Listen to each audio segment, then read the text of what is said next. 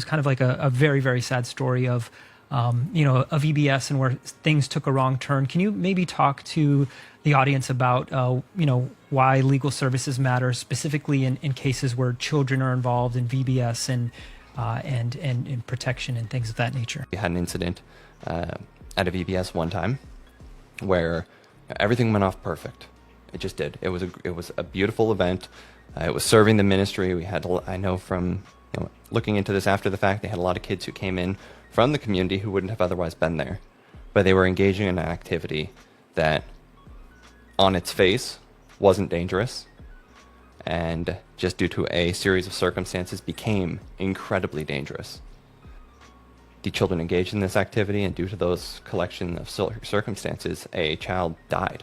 The parents weren't aware of it, and there wasn't a policy in place on how to respond to it. The response was good. I'll note that the church did a phenomenal job in the moment of following what its instinct was to respond to that incident. But in retrospect, there probably wasn't a strong enough policy in place to walk through what should happen in that circumstance. I will note and give the church the benefit of the doubt.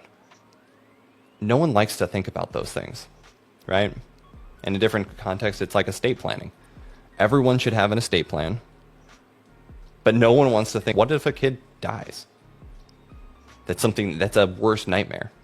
And so that's where attorneys come in alongside you, and we're used to seeing these worst case scenarios all the time. We can walk through what to expect and how to put policies in place without necessarily overwhelming a church or their staff with topics that are incredibly gray.